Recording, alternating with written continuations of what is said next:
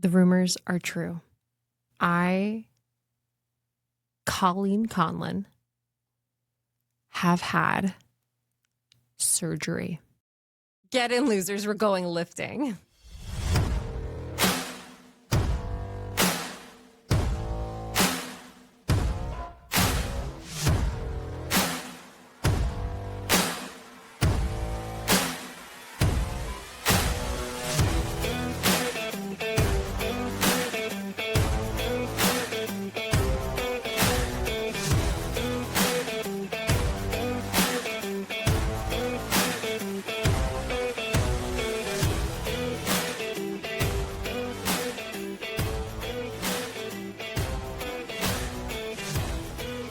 What kind of surgery do you really think I've had?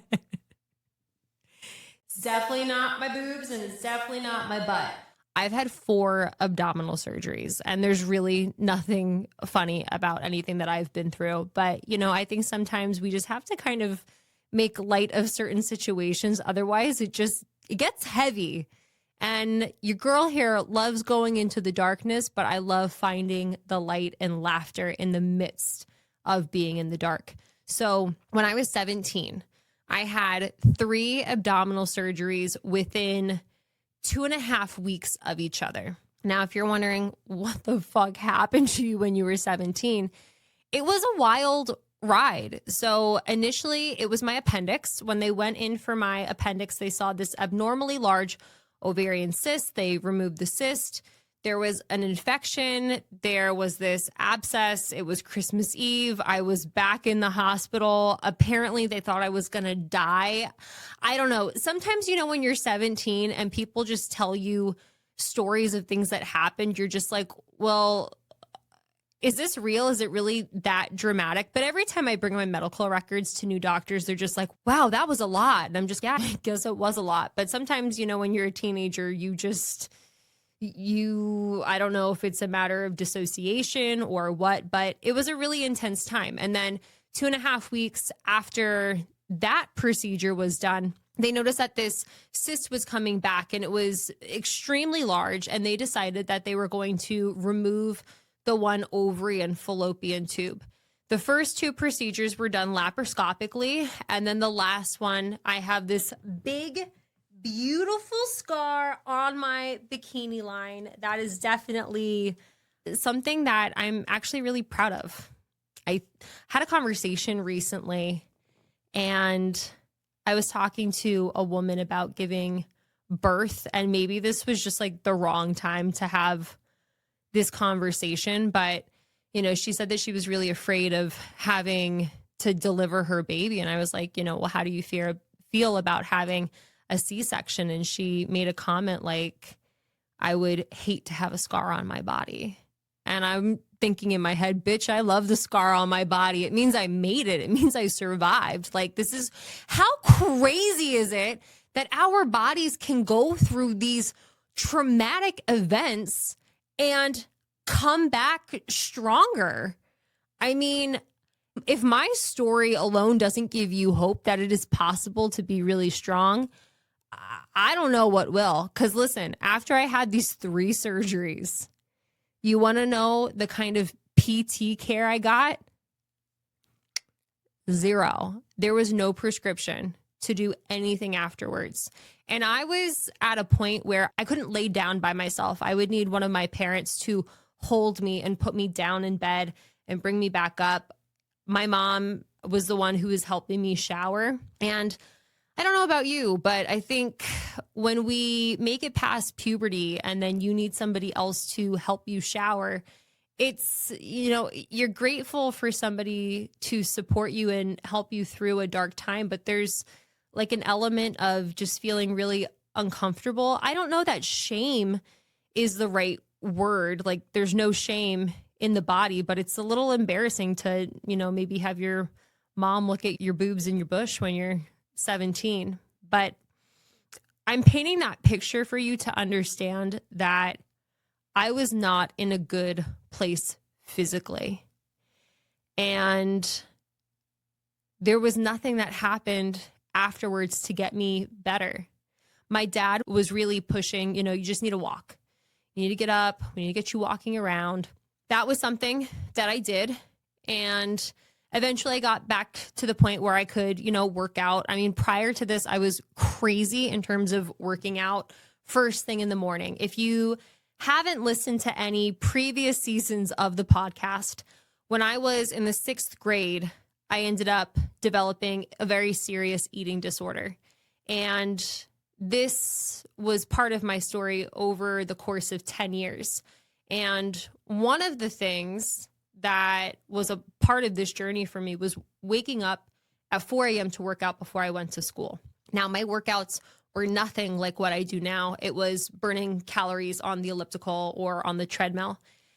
And when I was in this state after all of these procedures, that stuff didn't happen. But eventually I got back to it. And eventually I got to the point where I could start running again. And that was a really big win for me. Something that I still don't understand is why nobody thought I needed PT after this. After these procedures, I lost sensation from the belly button down.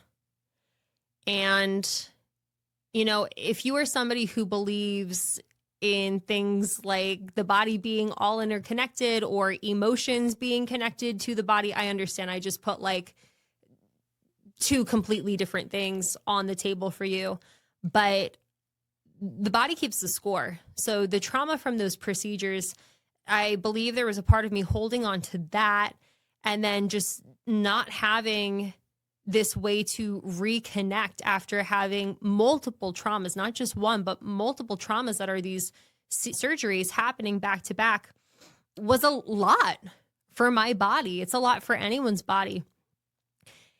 I did have age on my side. I think the fact that I was in my teens helped.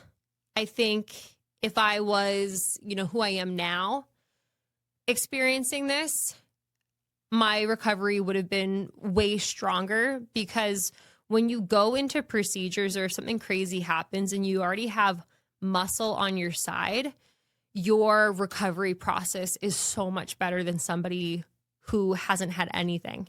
I have a client, for example, she randomly needed to have abdominal surgery this past year. And in my head, I'm literally thinking, oh my gosh, like she's not going to be able to lie down just like me.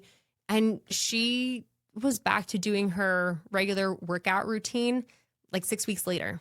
And I thought that was really cool, because for me, losing sensation in my abdominals, it meant a lot of different things.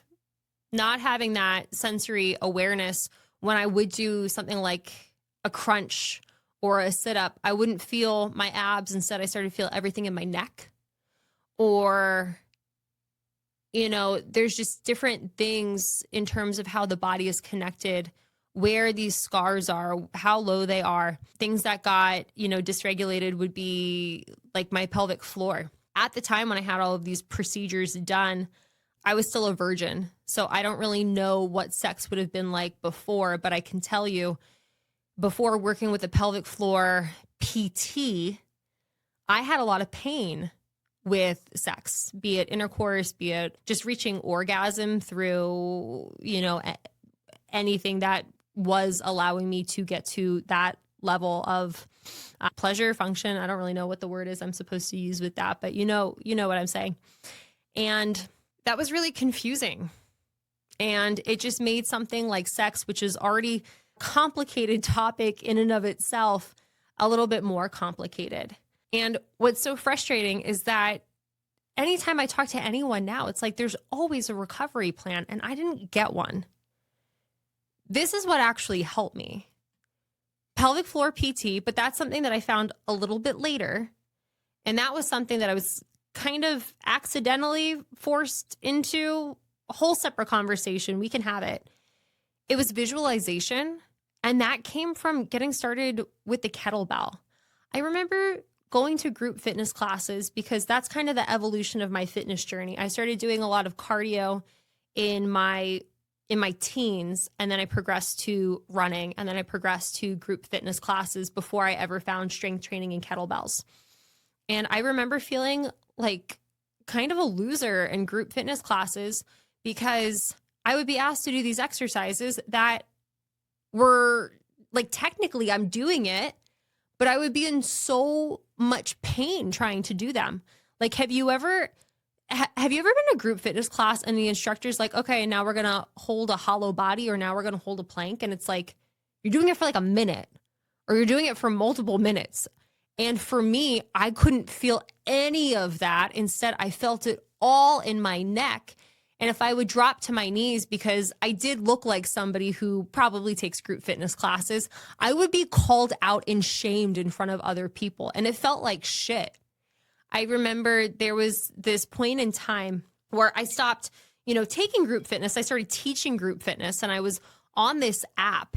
And when we would film for this app, each instructor would get to, lead classes, but you would also participate in other people's classes.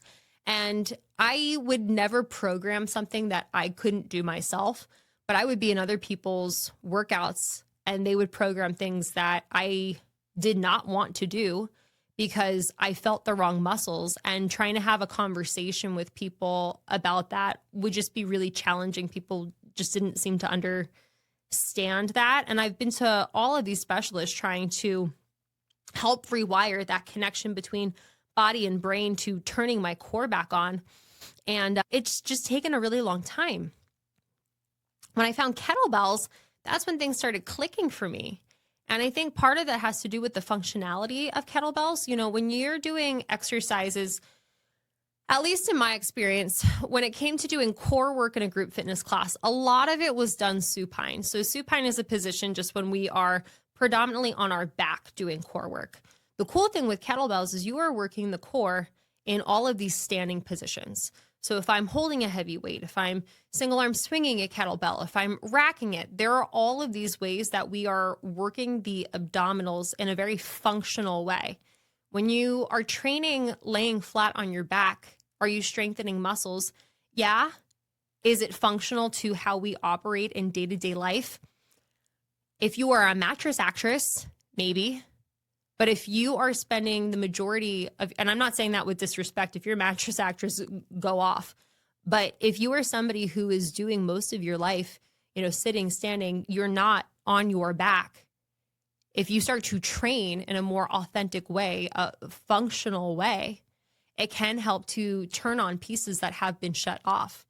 So for me, working with the kettlebell was almost like this accidental miracle that I wasn't looking for, but really helped to start turning things on. And then I got into visualizations. I'm trying to remember what really triggered that for me. But I remember I began thinking, what do I want this connection to feel like? And I remember I started doing like massage work on my lower abdominals. And eventually the sensation became stronger and stronger. And it's taken time. But now I'm at this point where I can feel my lower abdominals, and I'm doing some crazy things. Do you know the exercise toes to bar, where like you hang on a bar and you get your toes all the way up to it? That was something that I could never do. And I remember the first couple of times I did it, I shared it on social media, and I was so excited about it. And this woman commented and she was like, "Why are you so excited about this exercise?" And I was like, because there was a point in time where I couldn't do it.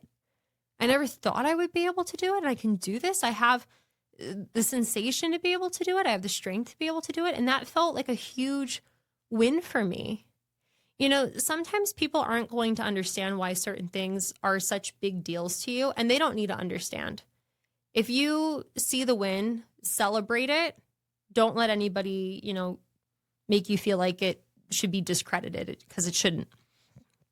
And then when I started doing pelvic floor PT work, that was really helpful in terms of the pain I was experiencing starting to go away. And I think there's two different pieces there. I think the surgeries, especially because of how close the scars and the scar tissue are to the pelvic floor, that's all interconnected. But also just, I grew up in a very conservative Catholic household. And anytime something like sex came up, or, I remember having conversations around, don't have sex before you're married, don't masturbate, don't do any of these things. And it's almost like you start clenching the pelvic floor. A lot of times people, when they're stressed, they start to tense up. And something that's really common is, people and their shoulders. You're like aware of it. Or if you're that person, you're aware of it. I had a conversation with my therapist within the past year, and she was like, something that's really common, people tense up their pelvic floor, but nobody really taught them how to tighten or relax their pelvic floor. So they're unaware that that's what they're doing. And sometimes that can even be a cause of pain for something like intercourse. So there's definitely a part of me that's like, oh, this happened, before the surgeries. I just didn't know because I wasn't sexually active at the time. But the kettlebells, pelvic floor PT, visualizations did a lot in order to help me regain strength, awareness of an area of my body that I thought I was never going to have control over ever again, let alone have, the tightness of my stomach. I posted this reel after doing this last cut, and I've never seen the kind of definition that I have on my abdominals as I have after this. And it was just amazing to me to think, wow, there was a time when you were all slashed up. You couldn't lay down on your own. That was the first time. It was that season of life where I really felt like I just want to kill myself. Like, what is the purpose to this? It was the first like really heavy thing that I went through. And to get to a point where it's like, I have awareness, I have control, I have pleasure, and it looks the way I've always dreamed it to look. Wow. I'm so happy that I've taken the time and I've put in the work. I didn't think this was going to be possible for somebody like me, but I guess it is possible. Just because you haven't seen it before doesn't mean it's impossible. Sometimes you're the pioneer. I always like to say your past does not define your potential, and I truly believe that. So if you can relate to any part of my story, especially, those of you who have been cut open, and, I know I'm not a mom, but I know there's a lot of moms who have gone through giving birth via C-section. And I get that this is, not that, but your scars don't mean that there is anything wrong with you. You made it to the other side. That's a huge win. You going through something traumatic where you feel so weak, just because you feel weak in a moment doesn't mean you're going to be weak for the rest of your life. You can find strength. I think one of the things that has been so helpful for me is just surrounding myself with different people who I do see to be so strong in different capacities. Strong isn't just about being physically strong. I think some of the strongest people are the ones who mentally, emotionally, they choose to continue to show up even when circumstances are really flipping hard, and they don't give up. And I just want you to trust that it's possible to come back stronger than you've ever been. I have. Do you know I'm a 2-time Guinness World Record holder in the Turkish get-up? Yeah. I can snatch a 32-kilo kettlebell over my head. I can Turkish get-up it. I can, deadlift 2 times my body weight. I can do all of these things that I never thought somebody in my shoes would have been able to do. It's taken time, but it's possible. And if you're that person who is willing to take time knowing that there's magic around the corner, then it's going to come. You just need to find the right people to support you on the journey and believe that it is possible. There is something so strong about believing that your circumstances are not set and that you can change things. And I think that's one of the biggest thing that cock blocks people from achieving big goals is thinking, well, I don't think it's possible. And I think for so many people, it's like, I don't think it's possible because I haven't seen it done before. And again, it's like, just because you haven't seen it done before doesn't mean it's not possible. You might have to be the person to pioneer it. But surgeries are not the end. going into a surgery, taking the time to build muscle and strength. Oh my gosh, amazing. We have an episode on this season. I don't know if you've heard it yet or not, but me and Tim are talking about, preparing for surgeries, because there are going to be moments where you might need to do that, especially for women who are considering becoming mothers. Like the likelihood that you're going to need to go through a C-section, it's definitely there. So for you, if you're planning to do that as one of your, events in life, becoming a mom and needing to go through birth, regardless of being cut open or not, man, oh man, strength training, having that muscle on your body, your recovery is going to be so much stronger than somebody who hasn't taken the time to, condition themselves. But again, if you're like me and, lifting wasn't a part of the situation before you go under the needle, it's okay. It's probably going to be a tough road, but it doesn't mean that you aren't tough enough to walk it. When you have the right tools, the right support, the right attitude, anything's possible. Thanks for tuning into today's episode. Make sure to give us a follow, and I hope you listen to the next one.